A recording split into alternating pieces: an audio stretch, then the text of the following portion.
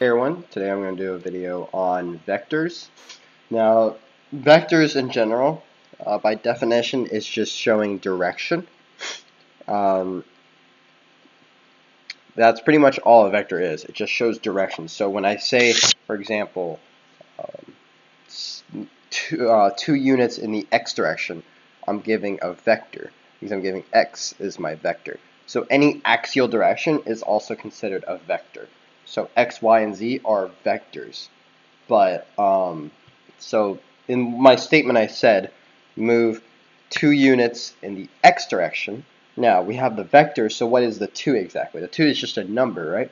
Well, 2 is also, it is just a number, but it's a number along with, it's called the magnitude. So like a vector plus magnitude. And if you take any, if you took basic physics in high school / college, you'll know that it always is a vector plus a magnitude.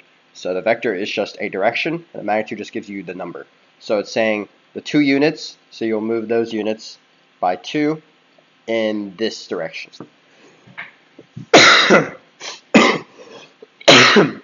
Sorry, I'm sick. I'm a little sick.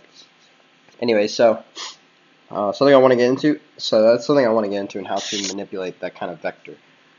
So the first thing I'm going to do is create a surface. So I'm just going to draw 2 curves, actually in front view. Yep.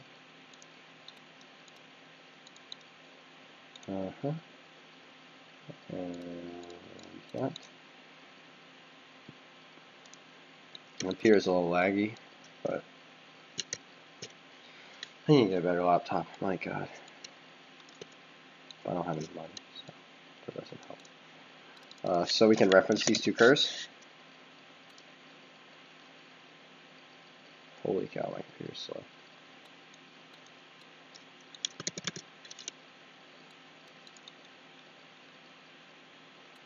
Wow, my computer's so slow right now. Alright. I'm going to reference these. Reference this one. And then we can loft these 2 together.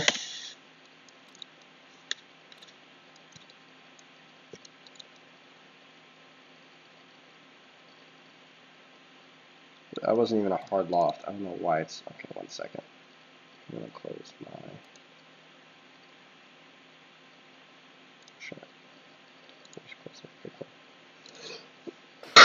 That should free up some RAM. Alright, cool.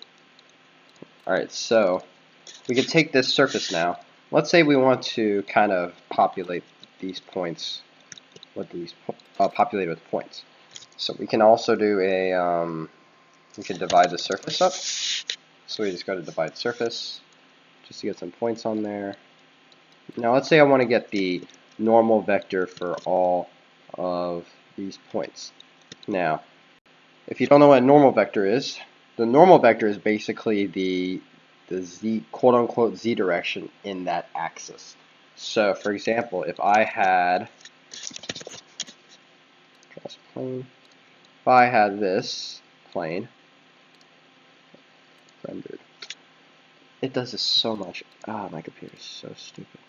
Okay, so if you had this plane, the normal vector would be this, the z-axis, the quote-unquote z-axis of the surface. It could also be something. It's perpendicular. It's completely perpendicular to the surface as well. So as you can see. So if we rotate this, you can see that that axis changes. If we click back on it, it thinks the perpendicular axis is that. So when I rotate it, you can see that the gumball arrow is showing the normal vector is turned into this. So as you can see, it is completely perpendicular. So basically, the normal vector is the perpendicular axis to the corresponding surface you have. So this is a flat surface, so we know that this is it. So if you had something more, once we had something more complicated, like let's say this surface, a tiny bit more complicated. So what you can do here to find it is a series of commands. You can do surface CP, which is surface closest point. And this will spit out a UV point, which is what you'll need. So ask for a point, ask for a surface, So we satisfy those two, and now we give now we do an evaluate. Once we evaluate the surface, excuse me, CNC asks for a surface and a point or points. So it asks for the UV coordinate to evaluate. So it would be these points right here and a surface. So the surface will be, it'll move. What? Why does it not drag it? Oh, that's stupid. So you see it's going a little crazy. But you can see there's a plane now for each one of those points that are now the normal vector for each one of those points. And we can prove this by just doing a vector display .vh. So normal is considered a vector. So plug in the normal. And then our anchors are our points. We're just going to use these points. So you can see these are our normal vectors right here. So this is something useful. So for example, if we wanted a polygon in each one of those, so we do polygon, and we put a point plane. Actually, what you'd want to do is put into frame, so they're all flush with each other, like that. Maybe a little easier to see at 1.00.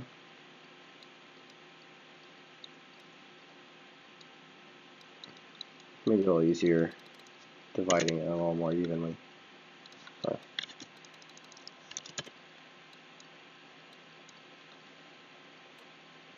And then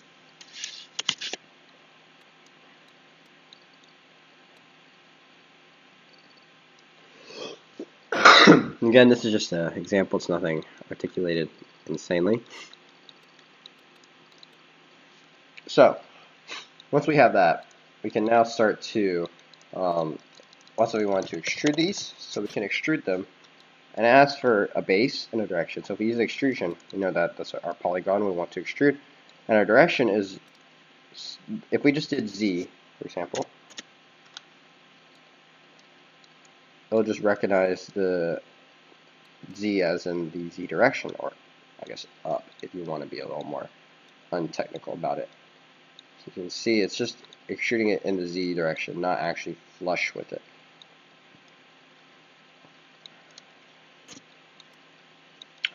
So if we go to the normal, this is a vector, plug this in, let's see what we get. So you see now it's extruding along this arrow, which is our normal.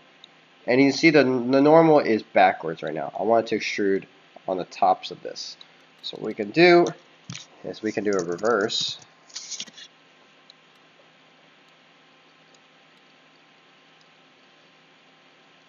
And now extrude up. So we can lower the division a little bit.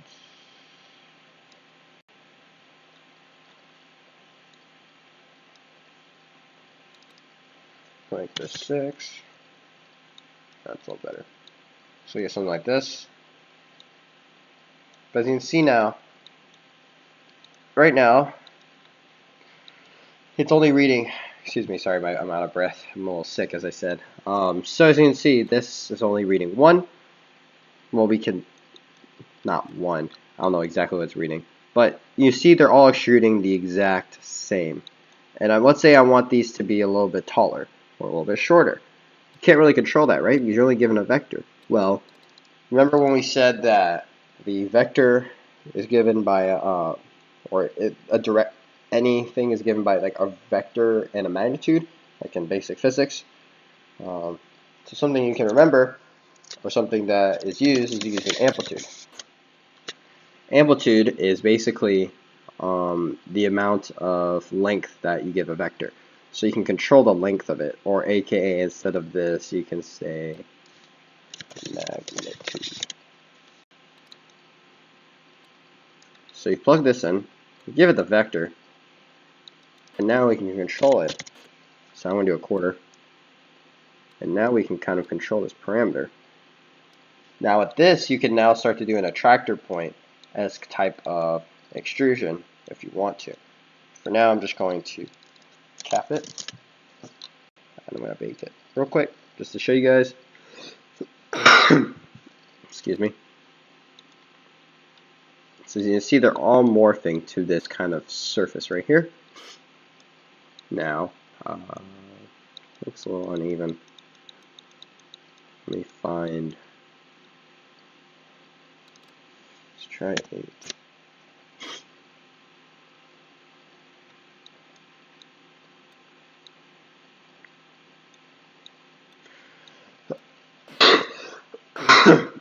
Excuse me. So yeah, that's basically how you do vectors on a surface. So let's say we want to do something a little different. Let's say we want to panelize this and actually get the normals for all those. So you can do the same method as I did here. So we can turn that all off.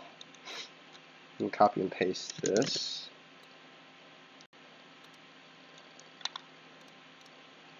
We're going to use the same surface, and we're actually going to use, let me open Lunchbox up. Okay, I'm going to do a quad division real quick. So, looks very similar to divide surface. Got this. I'm just going to use the same numbers here.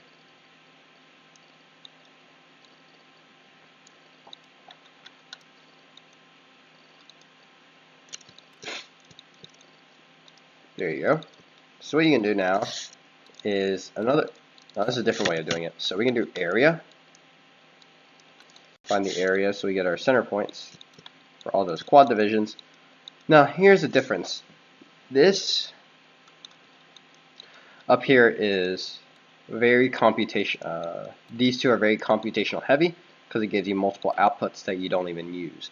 So is there a way we could just simplify to only get the normal? I only want the normal, none of these other resultants. And there is. You can use a little bit of mathematics in order to get that. So the rule of thumb with vectors is when you subtract 2 points you get a vector.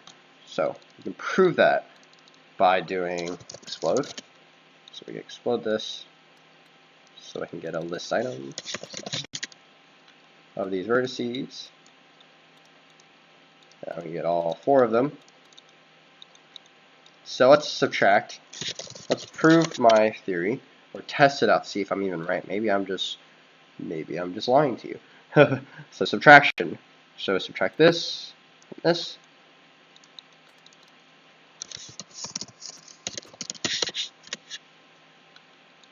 Vector. And then let's say our anchor is our. So we're given a bunch of arrows here, and I know why, because this is reading under one list, and this is reading under, oh, everything's grafted. So take this, flatten it. We're given our arrows now. So you can see we're given a vector just purely off subtraction. Now, to get any normal of any surface, you need 2 vectors minimum. 2 vectors. So we know that subtraction gives us 1 vector. We just subtract again and use a different point. So we can use this and this, and remember to flatten this. And now we can check real quick. This is test. You see where you're given one here. You just copy and paste and use this here. So we're given both. Oh wait. There you go. So we're given 2 vectors here. So now that we have 2, we can use something called a crossproduct. And now this will give you, it computes the vector crossproduct, and this will result in the normal. This will give you the normal, basically for the 2 vectors. So we can subtract this, and this. It depends. The order doesn't really matter. It kind of does, and I'll show you what I mean by that. So we just subtracted those 2.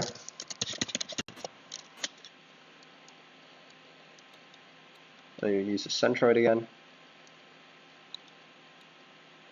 Come on. Plug in. Oh man. So stupid. Okay, there we go. So as you can see, the arrows are pointing down, which we want it to point up. in this case. So the order does matter in a sense that you just need to switch them, and you'll get this. So this results in us just getting the vector we want. We get a length. The length doesn't really matter. Oh, Fortnite's apparently about to start. No, do not start. Bad Fortnite. Where is it?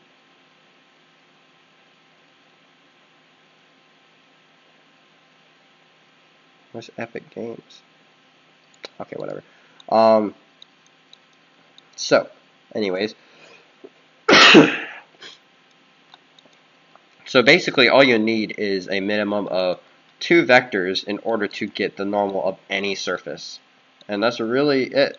So I just used, I don't know why it's not lining up. But basically you just need 2 points, which is what I gave here. This point and this point. And I subtracted it to get that vector. And then use that to get the normal. And this is useful because then we can start to actually manipulate the surface in the way we want to, and that's kind of flush with the surface. So there's a lot of ways we can use this. So the example I used earlier is kind of the same thing I usually use it for, but there are many other ways you can incorporate this type of knowledge to Grasshopper. So that's pretty much it for the video. Thank you guys for watching. I will post a script as well. So this is very simple. It just explains everything I did, everything that you'll need to know for vectors and things like that. So this is a very basic introduction to vectors. I learned this a little bit in my 4th year studio this semester, so it was a bit of a good experience to have. And yeah, that's pretty much it for this. Thank you guys for watching. Hope you guys have a great day, and I will see you guys later. I wonder if I can stop this through here. Let me check. Can I do like, oh, yep. Alright, see you guys.